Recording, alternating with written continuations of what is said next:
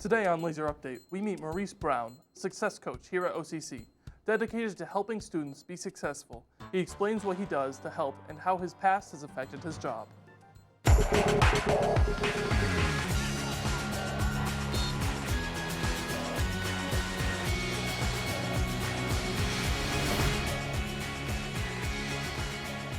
Good afternoon from the Campy Hawkins studio on the OCC campus. This is Laser Update.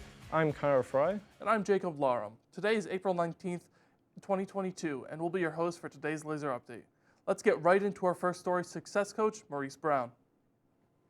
Maurice Brown, success coach, is dedicated to helping students be successful, helping students with any issues they have, help with classes and support. He'll get you where you need to be. Maurice Brown's experiences in the military and being deployed made him want to go back to college and finish his education.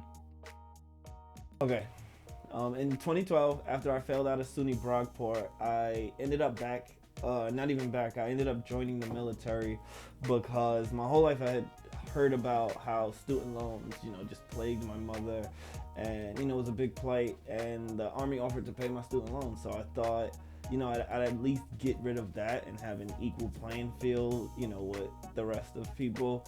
In that moment, I realized that, I can be doing more. I need to be educated in order to do more. The military helped with his work ethic and his discipline.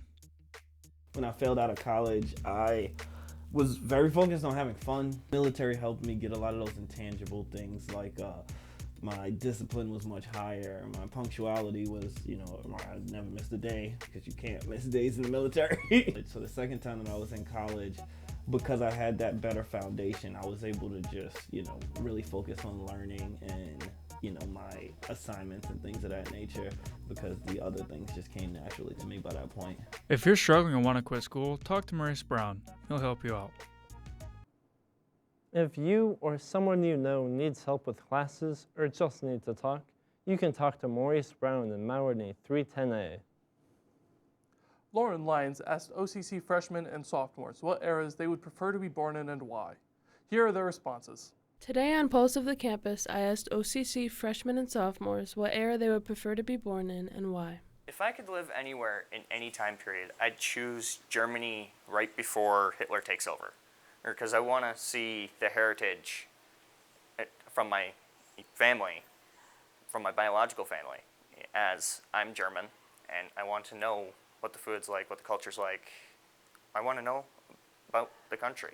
If I had to be born in a different era, it'd be the Industrial Revolution, because that was the rebirth.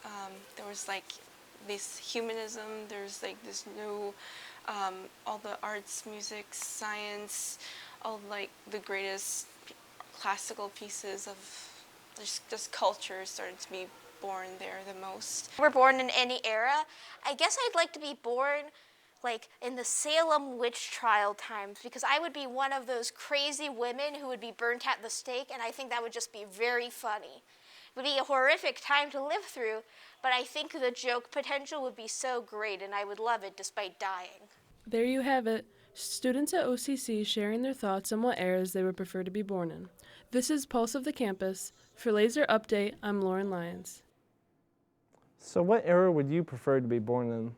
Honestly, Connor, I'm pretty happy with the era I was born in right now. I'm living life as it is, but if I were have to choose, I would probably say the future. Get a real taste for what's up to come, so to speak. I was just thinking the same thing, but as far as future goes, I want to do what no one has ever done before. I want to be on Earth while it's imploding. So right at the end? Yep, right at the end, and see what's next. Yeah.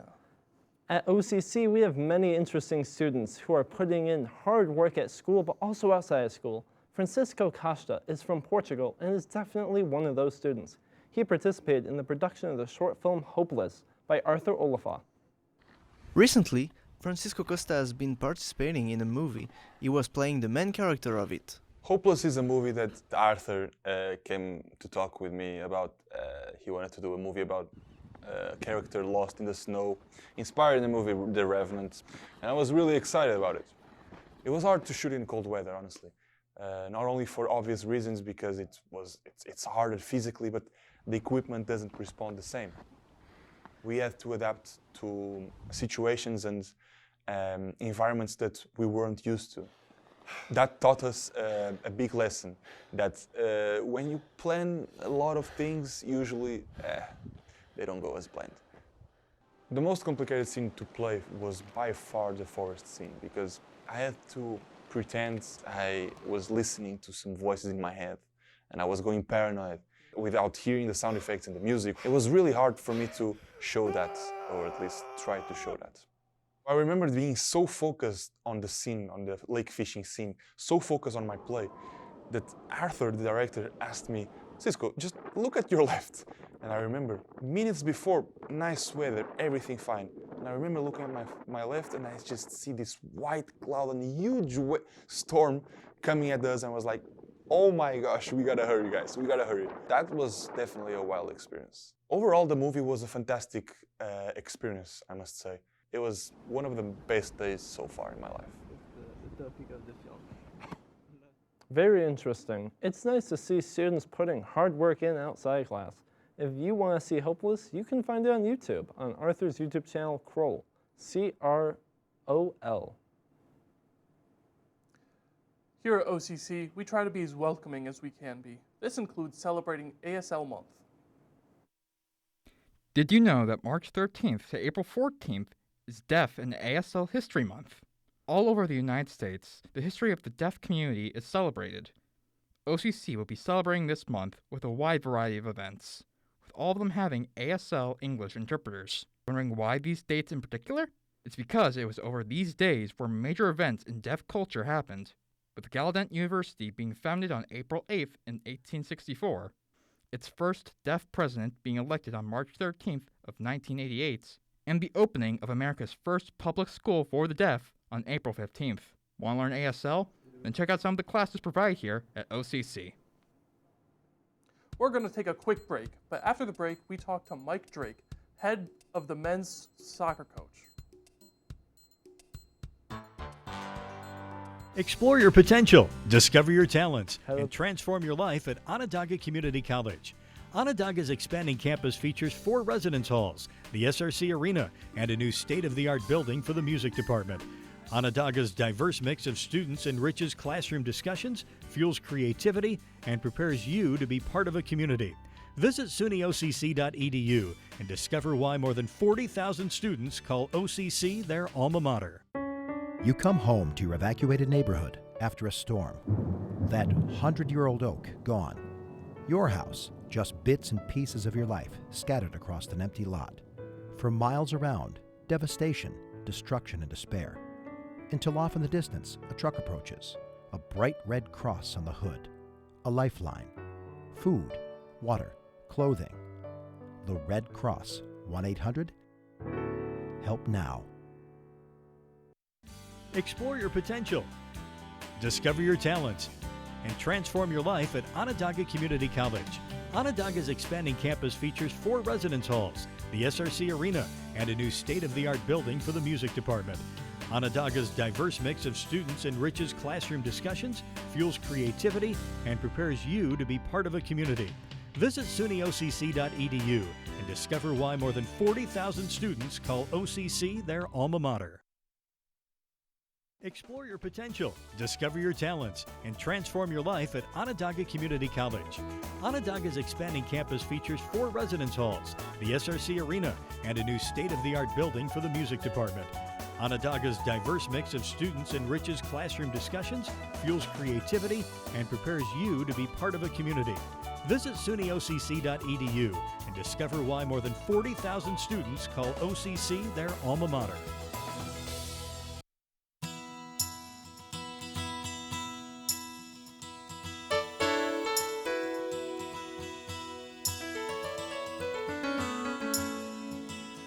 Welcome back. Soccer has been growing in the U.S. in the past few years. OCC soccer coach Mike Drake is in charge of the team, the staff, and different non-soccer related issues. Recruiting international players for a sports team can't be easy, especially nowadays with the pandemic in our lives. Mike Drake, the now coach of the men's soccer team, tells us how the process happens and how hard is it.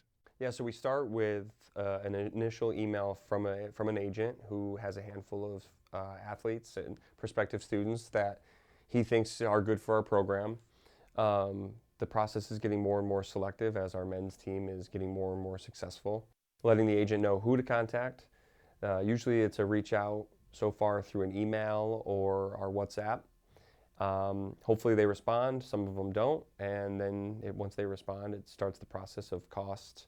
Once we get through cost and housing, then it turns on to the academic side of things, and then we finally talk about football. But I'm excited for this adventure, and it's been real positive because we're being identified internationally. A lot of the students have said, I've seen OCC and I want to come here.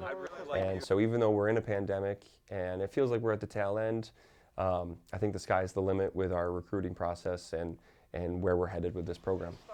Coach Mike will start his new season this upcoming spring 2022 with his squad behind him and a reputation to defend. Hugo, enemy. Number 14 is he's your sworn enemy. Will this future have success in the next season under a new coach and new staff? Make sure you tune in for that real soon. OCC men's basketball finished with a 26-5 overall record. Joe Salingo caught up with head coach Eric Soroni to talk about the season and what led to their success. As the season for OCC men's basketball has come to an end, Coach Eric Soroni recalls how the season went and what led to the team's stellar performance on the court. Tremendous. One of my favorite, not just here at OCC, but over my 20-plus years in coaching, one of my favorite years. And not just because of our success, which obviously plays a big part in how you feel about it, but really because of the chemistry of the team, how the team came together and got along, and very little distractions. It was all about basketball, and we had just really good interpersonal stuff. So I think that carried over on the court this year, which I think really contributed to our success. It happened very, very naturally. And compared to other years, I think I and the coaching staff had less to do with our chemistry than ever. The guys just fit in very well. They liked each other. There were really some clear roles and clear leaders. Coming off of their hot regular season, the Lasers went on to compete for 2 championships, and despite falling short of their goals, the team is still proud of how the season turned out. Going into the postseason, I don't know if I would use the words that we should win this, but I thought, and I know the team thought, that we definitely were good enough to win not just a regional championship, but a national championship. I thought the performance we had throughout the year, warranted those kind of expectations, and we came up a little short of that goal, but pretty close also. So it was a great accomplishment to get as far as we did.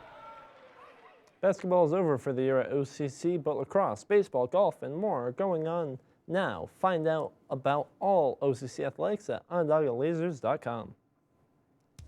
Last week, men's lacrosse had a close one versus Nassau, 8-6. The team's top scorer, Damon Doxtator, tallied 3 goals. Right behind him was Gregory Elijah Brown, scoring 2 goals. They look to win their 13th championship as the NJCAA tournament starts the regionals on Saturday, April 30th. Women's softball team had a rough day on the 14th against Herkimer, losing 12-4, and their doubleheader on the 19th against Cayuga has been postponed.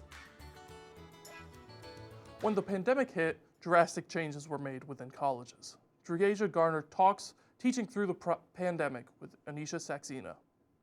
Anisha Saxena has been teaching history at OCC for several years. She has taken a unique approach to engaging students in the classroom.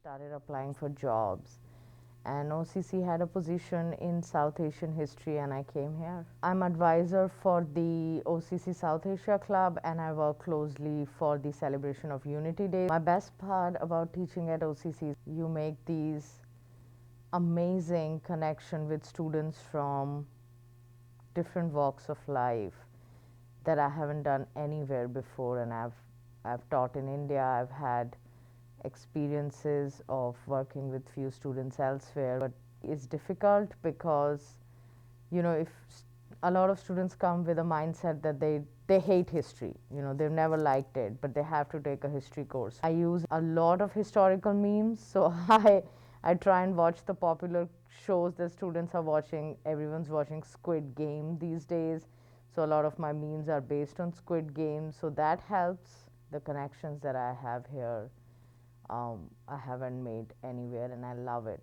I love that aspect of my job.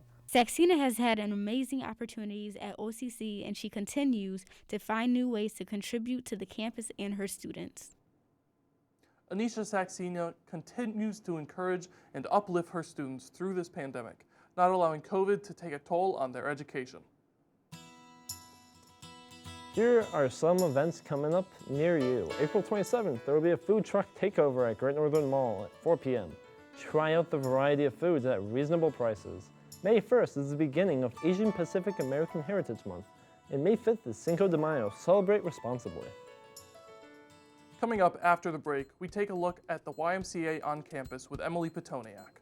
We look at everything available to you here at the YMCA. If you live close, so definitely a benefit there.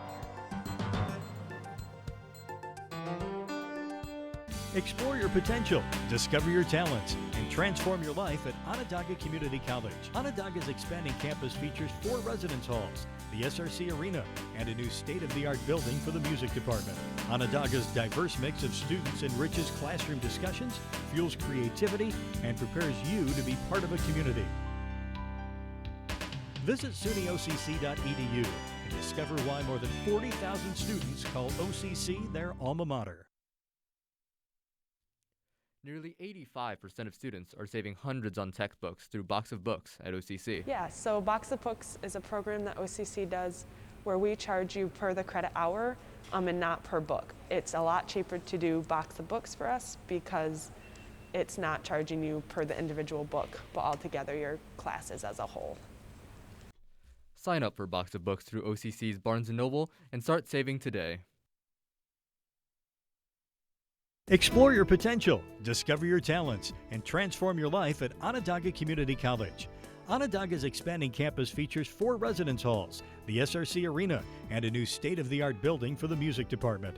Onondaga's diverse mix of students enriches classroom discussions, fuels creativity, and prepares you to be part of a community. Visit sunyocc.edu and discover why more than 40,000 students call OCC their alma mater.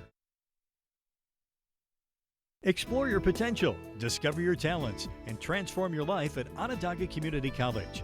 Onondaga's expanding campus features 4 residence halls, the SRC Arena, and a new state-of-the-art building for the music department. Onondaga's diverse mix of students enriches classroom discussions, fuels creativity, and prepares you to be part of a community. Visit sunyocc.edu and discover why more than 40,000 students call OCC their alma mater.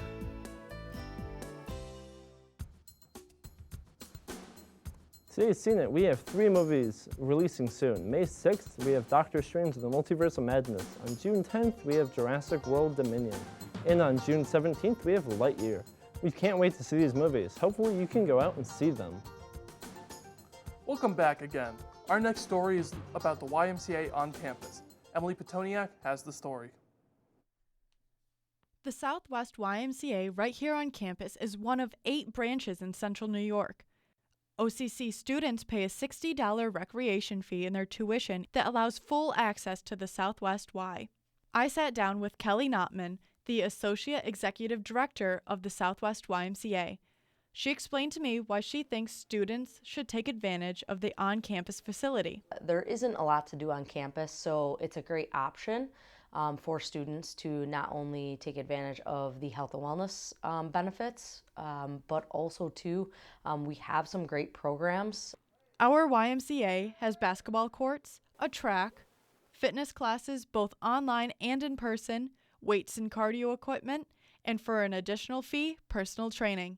If you pay $10 as a student, you can go to any of our Central New York branches, which is a huge added benefit because some of our branches have pools and other activities maybe in the summer if you live close, so definitely a benefit there.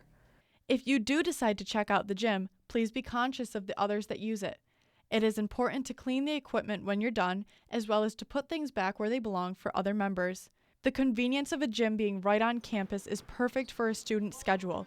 You can go before, after, or even in between classes.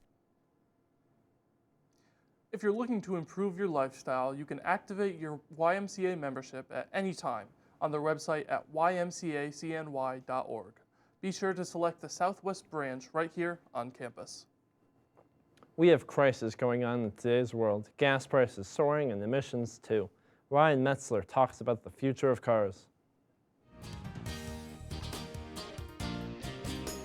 Everyone, and I mean everyone, is saying electric cars are the future. They very well may be, but not yet. Many reasons point to why electric vehicles just aren't ready yet.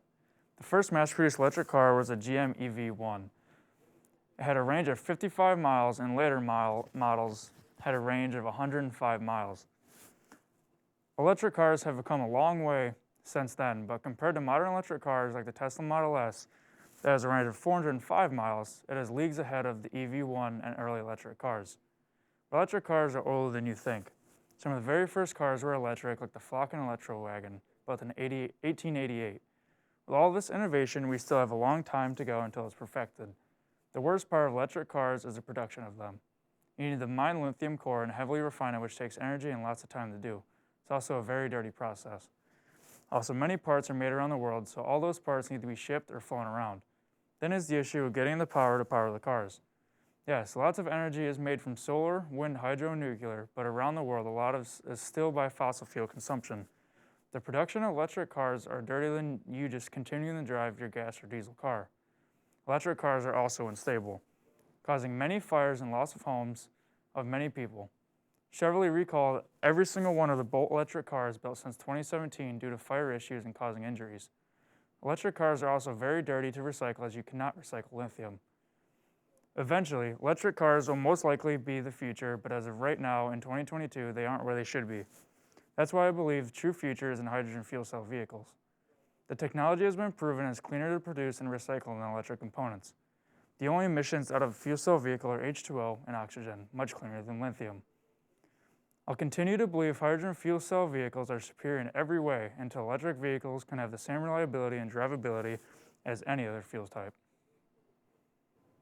He makes a good argument for fuel cell vehicles. We'll see what the future holds for vehicles and their innovation. Before we leave, it's time for the Laser Athletic calendar for the weekend. Saturday, men and women's track and field have the Cortland Classic starting at 9 a.m. Women's softball squares off against Niagara Community College for a doubleheader on Saturday at 1 p.m. and 3:30 p.m. Also on Saturday, women's lacrosse are at Monroe Community College for a noon face-off, and the men's baseball team comes up to bat against Genesee Community College, starting here at home at 1 p.m. An action-packed Saturday for you as many of the sports seasons begin to come to a close. Thanks for watching this episode of Laser Update. We hope to see you on the next one. For OCC Laser Update, I'm Jacob Larum. And I'm Connor Fry. We hope you have a great weekend. Stay safe.